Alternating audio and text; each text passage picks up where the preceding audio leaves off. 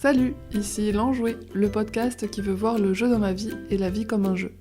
Je suis Doria Roustan, alias L'Enjoué, je suis accompagnatrice, game designer et formatrice, certifiée en PNL et formée en pratique narrative.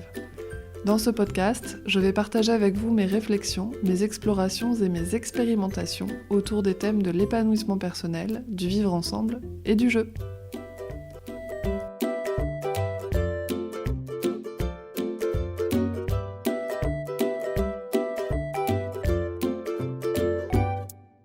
Plusieurs postulats constituent le fondement de l'idéologie de la programmation neurolinguistique. Si vous ne savez pas ce que c'est que cette chose-là, pour y voir plus clair et vous remettre dans le contexte, je vous invite à écouter le premier épisode de ce podcast intitulé « La PNL, c'est quoi ce truc ?» J'ai envie de partager avec vous les différents postulats qui invitent à porter sur soi, sur les autres et sur le monde un regard bienveillant, tolérant et coopératif. Chaque postulat étant important, j'ai choisi de dédier un épisode à chacun d'entre eux. Aujourd'hui, pour commencer, je vous parle du postulat suivant, la carte n'est pas le territoire.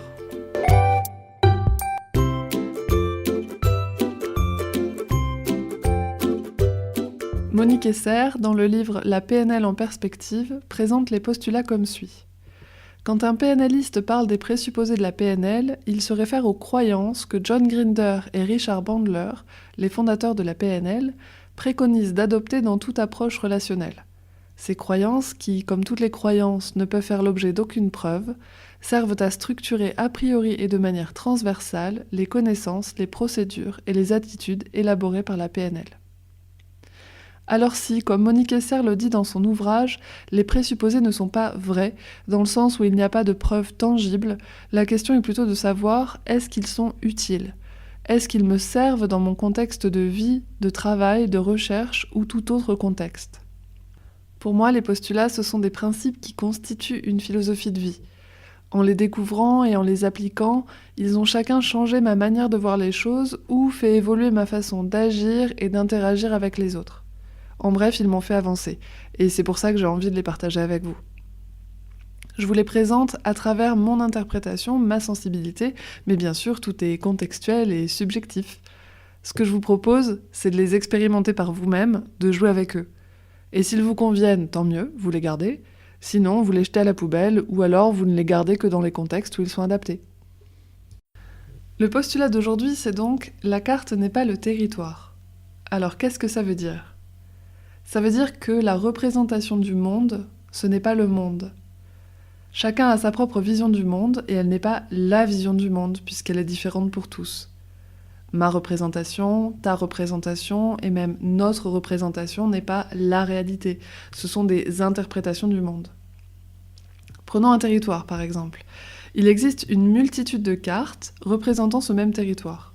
Des cartes routières, des cartes touristiques, des cartes fluviales, satellites, celles des égouts, des quartiers, des cartes de randonnée.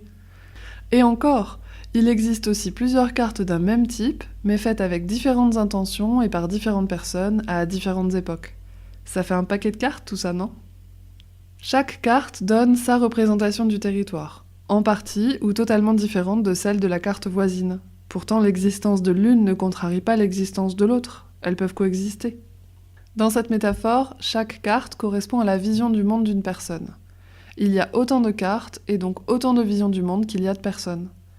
Aucune de ces visions ne représente le monde tel qu'il est vraiment, puisque ce sont toutes des interprétations. Et les interprétations ne sont de fait pas objectives, puisque chacun interprète la réalité avec sa multitude de filtres, qui sont aussi très nombreux et très divers. Un peu comme les filtres Instagram ou Snapchat. Une fois traitée par le filtre, la photo finale ne ressemble plus vraiment à la réalité. Les couleurs ont changé, les défauts sont gommés, ou pas. Bref, il y a de nombreux filtres, je disais. Les filtres émotionnels, culturels, éducatifs, ceux issus de nos expériences, etc., etc. Alors bien sûr qu'on ne voit pas la même chose que le voisin.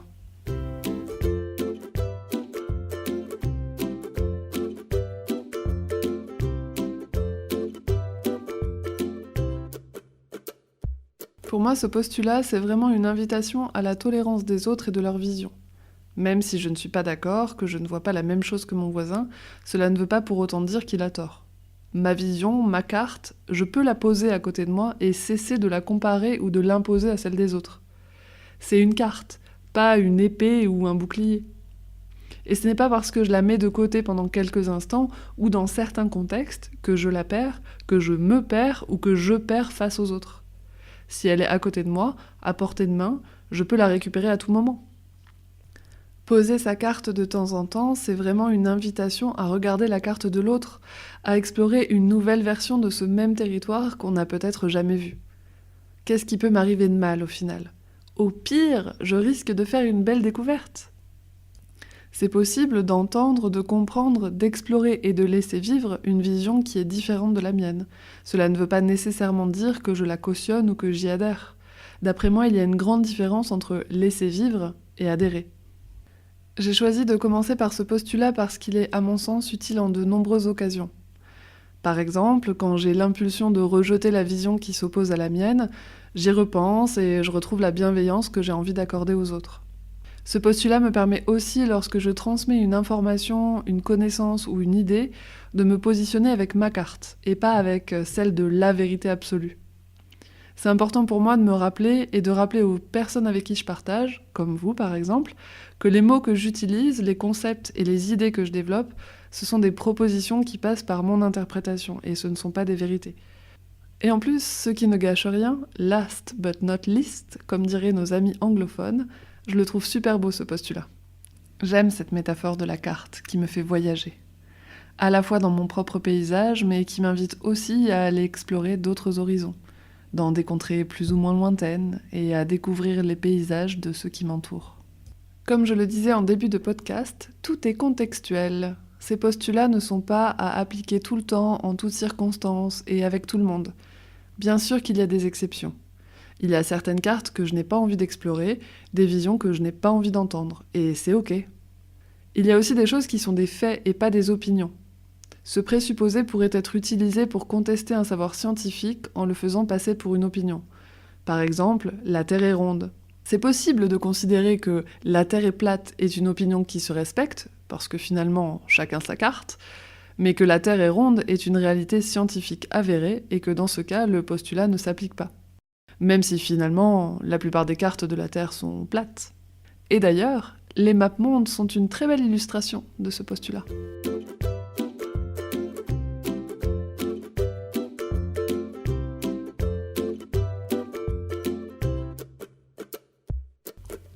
J'espère que vous avez apprécié découvrir le postulat « La carte n'est pas le territoire » et tout ce qui se cache derrière. Si vous avez envie d'échanger sur le sujet, n'hésitez pas à me poser des questions sur ma page Facebook L'Enjoué ou sur Instagram @doria.enjoué. Si vous appréciez ce podcast, vous pouvez me soutenir en vous abonnant, en laissant un avis ou en partageant avec tous vos amis pour permettre au podcast d'aller à la rencontre de nouveaux auditeurs. Si vous souhaitez en savoir plus sur mes accompagnements, vous pouvez faire un tour sur mon site doriaroustan.fr et me contacter. Et si vos oreilles ont encore faim, vous pouvez aussi aller à la découverte de mon autre podcast qui s'appelle Vide ton vase, dans lequel j'échange sans phare sur des sujets du développement personnel avec mon amie Laurence Vian. En attendant de vous retrouver pour de nouveaux épisodes, je vous dis à bientôt. Salut!